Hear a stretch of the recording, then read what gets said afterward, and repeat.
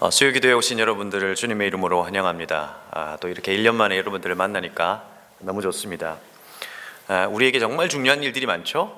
중요한 일들이 많지만 가장 중요한 기도의 자리를 또 선택하시고 하신 여러분들 정말 잘하셨고 또 고맙다는 말씀을 드리고 싶습니다. 왜냐하면 시간이 한참 지나서 돌아보니 사실은 어떤 상황을 이겨낸 어떤 일들은 내 힘으로 이겨낸 게 아니라 누군가의 기도 덕분이다라고 하는 생각이 많이 들 때가 있습니다. 그래서 이 수요 기도의 자리에서 기도하러 오신 여러분들 하나님을 대신해서 고맙다는 말을 꼭 전해주고 싶습니다.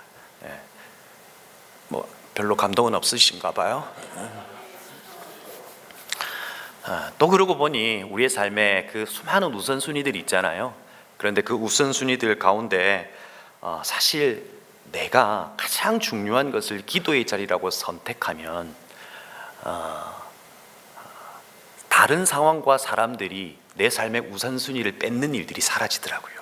그래서 이 기도의 자리에서 이 멈춤의 시간을 통해서 우리의 걸음을 한 걸음 한 걸음 인도하시는, 우리의 시간을 정하시는 시간의 주인이신 하나님을 만나는 이 시간이 또한 되기를 주의 이름으로 축복합니다. 말씀 보겠습니다. 시편 63편 1절 말씀입니다. 시편 63편 1절 말씀 우리 한 목소리로 함께 읽겠습니다. 하나님, 주님은 나의 하나님입니다. 내가 주님을 애타게 찾습니다. 물기 없는 땅, 메마르고 황폐한 땅에서 내 영혼이 주님을 찾아 목이 마르고 이 몸도 주님을 애타게 그리워합니다. 아멘. 먼저 여러분에게 질문하겠습니다. 여러분은 무엇을 갈망하고 있으신가 하는 거예요. PPT 보여주시고요. 제가 그냥 PPT 넘기면서 하겠습니다. 여러분은 무엇에 갈망하고 있는지 여러분에게 한번 묻습니다. 여러분, 지금 여러분 안에 어떤 결핍이나 어떤 것을 이렇게 바라보면서 갈망하고 있는 것이 있나요? 이걸 얻고 싶다. 이런 거 있으신가요? 저에게는 지금 현재 있는 게 두 가지의 갈망이 있습니다. 하나는 뭐냐면 사람을 좀 빨리 알아가고 싶다. 평원지기가 되는데, 그러니까 평원분들은 저를 아시지만 저는 제가 볼 때 한 80% 이상은 모르겠더라고요. 그래서 사람을 좀 빨리 알아가야 그분들을 위해서 기도할 수 있고 또 필요를 채울 수 있고 한데, 근데 사람을 알아간다는 것은 그렇게 막 빨리 되고 이런 건 아닌가 봐요. 만나고 해야 되는 것 같은데 그런 갈망이 저에게 있어요. 또 하나의 갈망은 한 2, 3주 전부터 있었던 갈망인데, 굴국밥을 너무 먹고 싶다는 갈망이 있어요. 오늘 그 일을 이룰 겁니다. 담임 목사님 사주시기로 하셨거든요. 그렇죠? 우리에게는 이런 갈망들이 있다고요. 그런데 이 갈망과 나라고 하는 존재를 연결하여 설명한 사람이 있어요. 칼빈 신학교의 제임스 스미스라고 하는 신학자인데, 인간의 이 존재를 갈망과 연결해서 설명해요. 인간은 생각하는 존재이전에 사랑하는 존재이며, 우리가 무엇을 갈망하는지가 우리가 누구인지를 결정한다. 무슨 말이냐면 나라고 하는 걸 중심으로 두고 내가 갈망하는 그 어떤 것이 나와 연결될 때 나를 이야기할 수 있다는 거예요. 어떤 거냐면 이런 거죠. 나를 중심으로 두고 어떤 이에게는 어떤 걸 갈망해요? 일을 갈망하죠. 그래서 그 일을 통해서 업적을 이루기를 바래요. 그게 이제 내가 되는 거죠. 이룬 업적과 그 일들을 통해서 나라고 하는 것을 설명하고 싶어요. 저는 여기에 조금 가까운 부분도 있는 것 같긴 해요. 또 어떤 거요? 어떤 누군가에게는 자식이 있을 수 있죠. 부모가 생각하는 어떤 틀에 아이를 맞춰요. 그래서 이렇게 딱 맞춰지면 뭔가 성취감을 누리고 막 그럴 수도 있죠. 어떤 대학을 가기를 원해요. 그죠? 그래서 그 대학을 가는 그 아이를 바라보면서 뭔가 얻고 싶어하는, 내 존재를 찾고 싶어하는 나의 모습이 있을 수 있다는 거예요. 어떤 사람에게는 학문일 수 있어요. 그렇죠? 논문이라든지 이런 업적을 쌓고 싶어하고 그것과 연결할 때 나의 존재를 설명할 수 있기도 하고, 어떤 이에게는 이건 대부분일 수 있을 것 같기도 한데 돈 이런 거죠. 그래서 어떤 수단과 방법을 다 동원해서라도 난 많은 것을 얻고 싶다. 그렇죠? 그래서 나의 그 존재를 설명하죠. 아빠, 저 친구 아빠 BMW 가지고 있어. 그렇죠? BMW를 가진 나. 그리고 그걸 갈망하는 나 있을 수 있다는 거죠. 또 어떤 누구는 끊임없이 땅을 갈망하죠. 그래서 부동산을 막 사들여요. 사실 알고 보면 다 하나님 주신 건데 막 자기 건 줄 알고 막 사들여요. 그렇죠? 그걸 갈망하는 나는 바로 나를 설명할 때 이것과도 설명할 수 있다는 거예요. 제가 담임 목사님 설교 드릴 때 그때 참 재밌게 들었던 내용 중에 하나인데, 어떤 분은 이거에 대한 갈망이 있으신 분 있었잖아요. 그렇죠? 족발요. 그래서 이분이 마지막 죽을 때 진짜 가장 중요한 뭔가 한마디를 하는데 그 아들에게, 자녀에게 뭐라고 이야기했다는 거예요? 유언을. 주의 나라와 주의 영광을 위해서 살아라. 보통 이렇게 해야 되는 거잖아요. 마지막 죽어갈 때 족발은 얇게 썰어라 뭐 이렇게 하고 돌아가셨대요. 그러니까 그분에게 있어서의 존재는 족발이 족발. 그렇죠? 우리는 각기 다르지만 이와 같은 것도 있다는 거예요. 좀 다르게 설명해 볼까요? 이렇게 설명하면 좀 더 이해가 될 거예요. 여기에다가 글이에요. 이게 무슨 말이냐면, 요즘에 뭐 긁힌다 이런 표현 많이 쓰잖아요. 그러니까 여러분은 어디에 긁히냐는 거예요. 긁히는 것이 내가 중요하게 생각하는 나일 수 있다는 거예요. 그러니까 이건 거의 나의 존재와도 연결되어 있다는 거예요. 그죠? 어떤 일이 잘 안 되죠? 긁히죠? 그건 나예요. 자식이 긁히죠? 그게 나라고요. 그죠? 돈이 뭐 사라져요? 긁혀요? 그게 나일 수 있다고요. 그러니까 반대로 생각해 보면 이와 같은 것들이 이제 긁힐 때, 그 자기의 존재가 흔들릴 때, 그게 나와 가장 밀접하게 연결되어 있구나라고 하는 것을 생각하면 되죠. 자, 오늘 시편 63편인데요. 다윗이에요.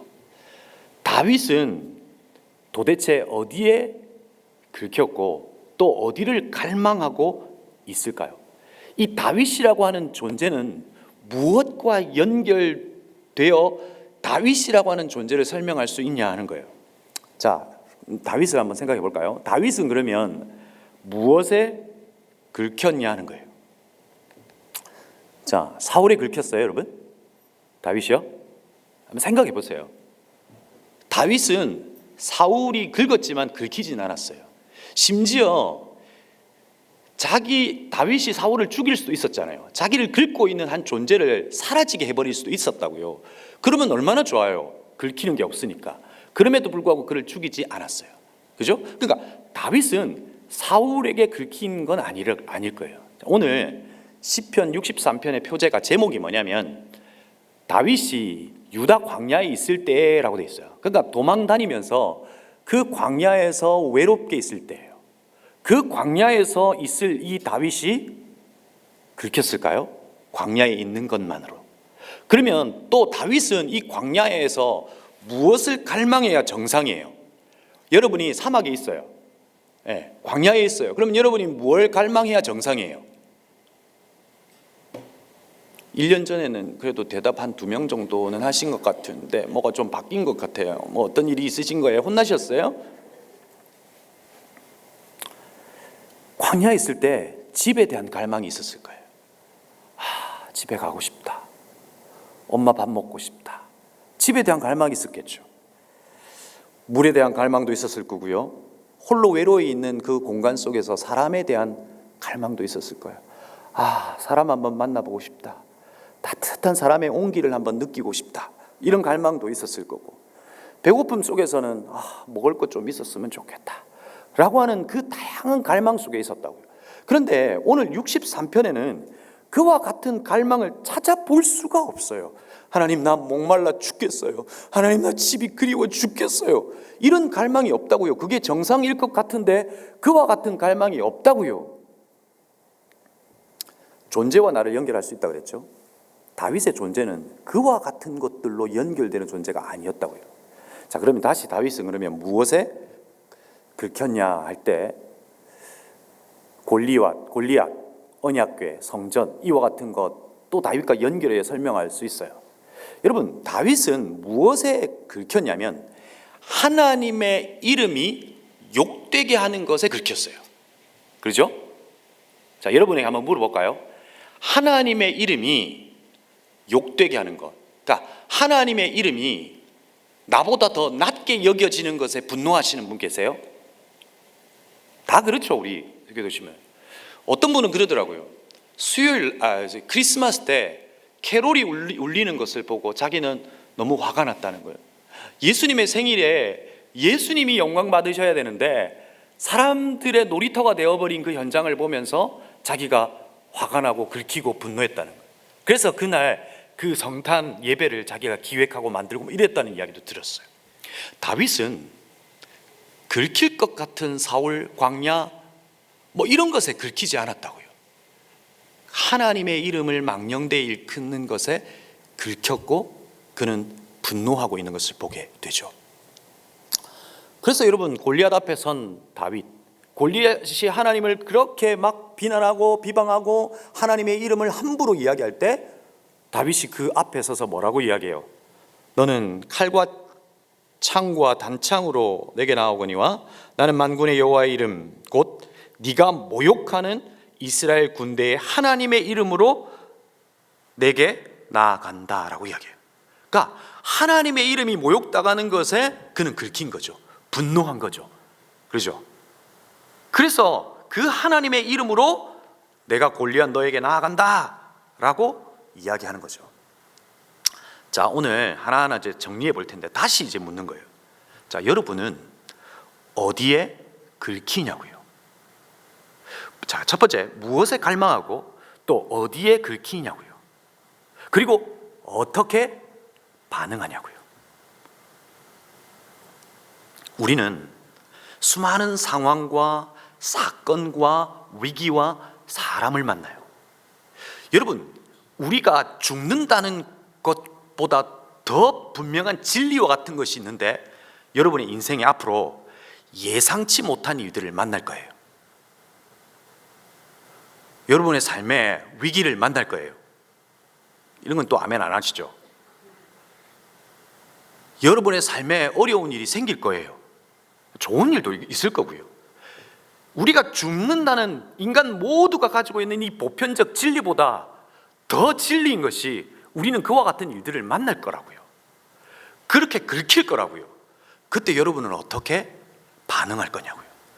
오늘 다윗이 어떻게 반응했고 그 다윗이 그 상황 속에서 어떤 상태에 있었는지를 우리가 볼 때 올 한 해 오늘 우리가 어떤 반응을 보여야 되는지가 결정될 것 같아요. 저는 오늘 다윗의 반응을 보게 될 텐데 이 반응이라고 하는 그 자체가 성경 속에서는 너무나 중요해요. 왜냐하면 제가 가끔 반응을 이런 이야기로 해요. 반응은 거울에 비춰진 나이고 지금의 반응은 내일의 모습일 수 있다는 거예요. 무슨 말인 줄 아시겠어요? 오늘 내가 어떤 사건과 상황과 위기를 만나요.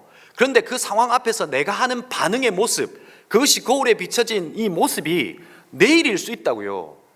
오늘 위기 속에서 도저히 이해할 수 없는 상황 속에서 격분하고 분노하고 화를 내면 그 비춰진 모습이 내일일 수 있다니까요. 그런데 오히려 이 속에서 하나님을 찾고 하나님의 도우심을 구하는 내가 비춰진 거울 속에 오늘 나의 반응으로 보인다면 그것이 하나님의 도움의 손길로 보이는 내일일 수 있다는 거예요. 그래서 성경을 볼 때 이 반응이 너무 중요해요. 오늘 다윗이 수없는 것들에 의해서 긁힐 수 있었지만 그의 반응이 오늘 우리에게 주는 도전이 있더라고요. 그 반응 속에서 우리는 나중에 무엇을 얻어요? 하나님의 응답을 보게 되죠. 그렇죠? 하나님의 응답 속에서 뭘 경험해요? 하나님은 이런 분이시구나라고 하는 것을 알고 경험하게 되죠. 때로는 응답하지 않으실 수 있다고요. 응답하지 않는 것이 가장 좋은 응답이라고 하는 하나님의 메시지 속에 하나님이 누구신지를 알게 되는 거죠. 한 예를 볼까요? 성경이 잘 안 보이실 건데 한나와 브닌나를 한번 비교해 볼까요? 여러분, 한나 아시죠? 한나가 격분해요. 그리고 브닌나도 격분해요. 둘 다 격분이라고 하는 반응을 보이죠. 그럼 무엇에 격분할까요? 한나는 뭐 때문에 여러분 화를 내고 격분해요? 임신을 하지 못했어요. 그러니까 성경에 보면 하나님께서 임신하지 못하게 하셨어요. 그러니까 그에게 의도된 고난을 주신 거예요. 그러니까 의도된 고난은 그 고난 뒤에 있는 하나님의 뜻이 분명히 있어요. 그죠? 사무엘이라고 하는 한 사람을 통해서 이루어질 그 나라를 사실은 한나가 보게 한 거죠. 그런데 한나는 임신하지 못하게 하는 걸로 격분했고, 브닌나는 뭘로 격분했어요? 브닌나는 아이까지 출산했잖아요. 그런데 뭐 때문에 격분했어요? 남편의 사랑을 받지 못하는 것으로 격분했어요. 그런데 브닌나는 격분으로 끝났어요. 그런데 한나의 반응은 달랐어요. 격분으로 끝나지 않았어요. 사무엘상 1장 10절에 보면 한나가 마음이 괴로워서 여호와께 기도하고 통곡하며 라고 되어 있어요. 여러분, 한나는 그가 가지고 있는 이 분노의 에너지를 뭘로 바꿨다고요? 기도하는 것으로 바꿔내었어요. 그랬더니 그가 뭘 본 거예요? 하나님의 역사를 본 거예요. 단순히 아이를 출산한 것이 아니라 그 아이를 통해서 열려질 그 다음에 하나님의 일들을 본 거예요. 사랑하는 성도 여러분, 올 한 해 격분할 일이 많을 거예요. 아멘? 이건 또 안 하신다, 그렇죠? 있을 거예요. 전 알아요. 전 예언자가 아닌데 있을 거예요. 그거 많아요. 그런데 그때 우리의 반응이 한나와 같다면 우리 안에 하나님의 뜻이 이루어지는 것과 하나님이 보고 계신 그 하나님의 그 다음과 내일을 볼 수 있게 될 거라고요. 격분으로 끝내시겠어요? 그럼 속은 좀 시원할 거예요. 아니면 여호와께 기도하며 통곡하는 그 자리로 반응하며 선택하시겠어요? 그런 저와 여러분이 되기를 주의 이름 축복합니다. 격분이라고 하는 동일한 에너지를 기도라고 하는 것으로 바꾸어내어 하나님의 역사를 본 거예요. 마치 운동 에너지를 전기 에너지로 바꾸는 것처럼 우리에게 일어나는, 우리의 위기 속에 일어나는 이 격분의 에너지를 기도의 자리로 나아가 하나님의 역사의 에너지로 바꿔버린 거예요. 이것이 올 한 해 저와 여러분의 일들이 되기를 주의 이름으로 축복합니다. 저는 한 해를 시작하면서 한 사람을 좀 주목했어요. 그 사람이 누구냐면 오스왈드 챔버스예요. 오스왈드 챔버스의 글을 읽고 또 이야기를 들으면서 올 한 해 제 마음에 작정한 것이 있어요. 그것이 오늘 설교의 제목이에요. 오늘 설교의 제목 기억하시나요?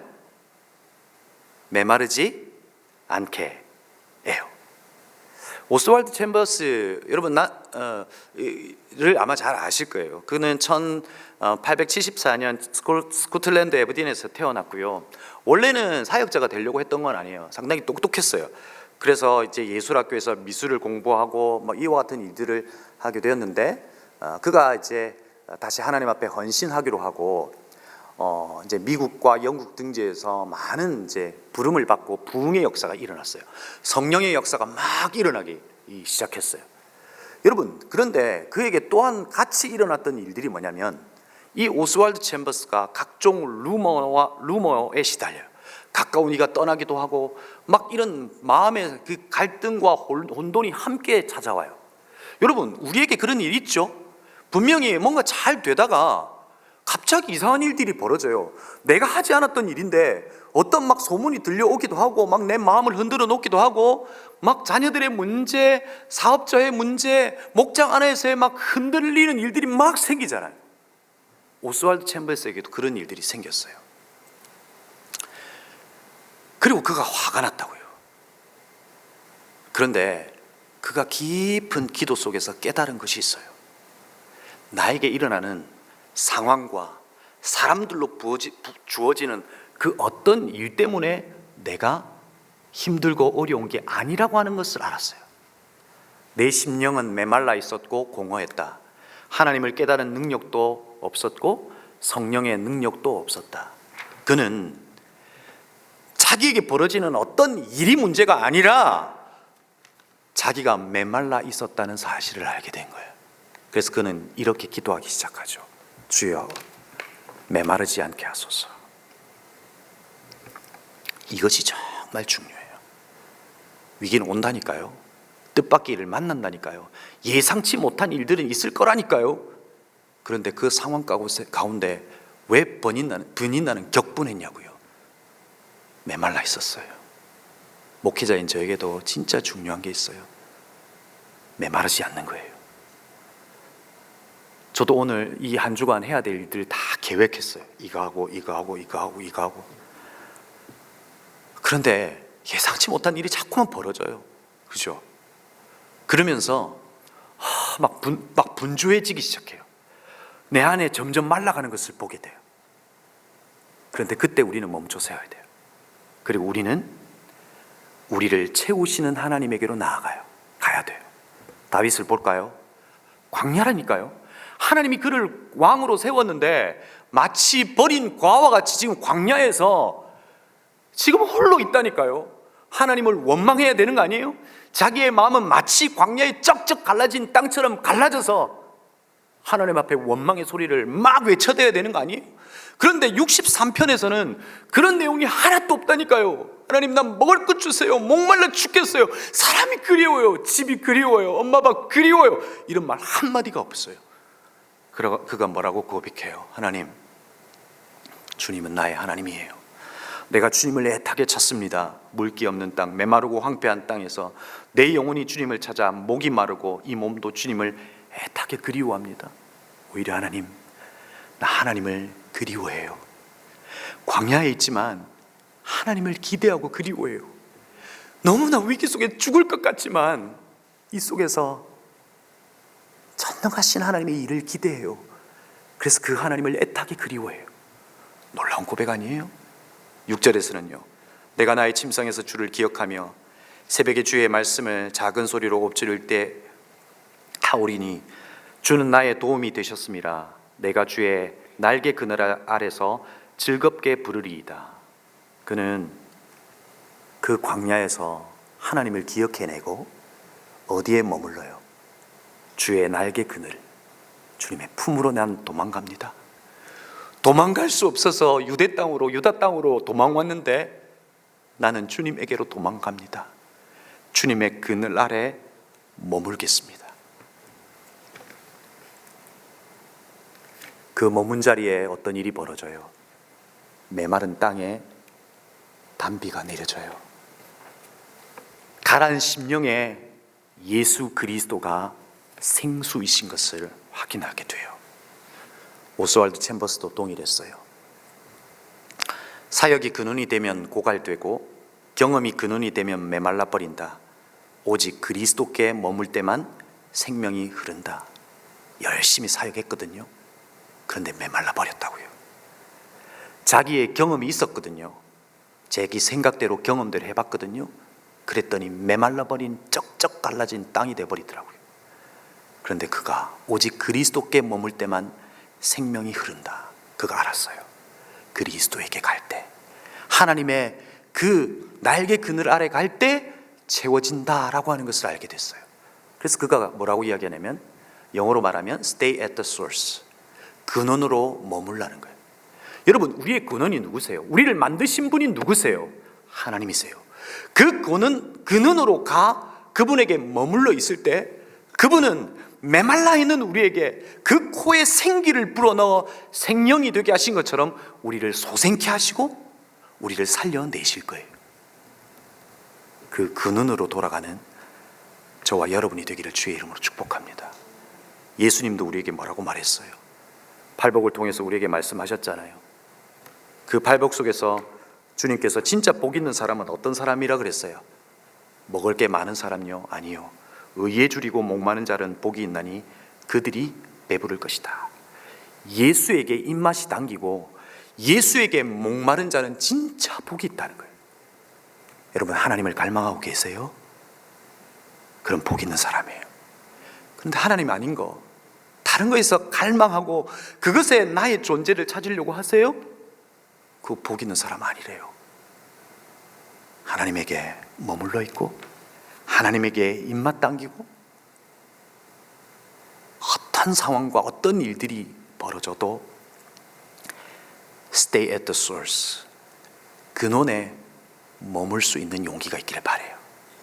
바로 그곳에서 우리를 살려내시고 메마르지 않는 나로 우리에게 벌어지는 수많은 일들을 넉넉하게 이겨내는 저와 여러분의 2026년이 될 겁니다. 보통 이때 아멘해요. 메마르지 않는 2026년이 될 겁니다. 그런 저와 여러분의 한 해가 되기를 바랍니다. 우리 시간 함께 기도할까요? 말씀을 기억하며 기도하십시다. 하나님, 맞아요. 여러 소문들이 들리고 이야기가 들려서 사람에게 찾아가서 위로 한마디 들으면 잠깐 괜찮아지다가 그냥 또 싹 말라버려요. 그런데 마르지 않는 생수이신 주님께로 갈게요. 우리의 근원이신, 우리를 만드신, 그 코에 생기를 불어넣어 우리를 소생하게 하셨던 그분에게 가 메마르지 않는 나로 살게요. 하나님 안에 머물게 하시고 주님의 그 그늘 아래 가게 하시고 하나님을 갈망하는 나로 이 한 해 살게요. 내 영혼을 메마르지 않게 하여 주옵소서. 말씀을 기억하며 함께 기도하겠습니다.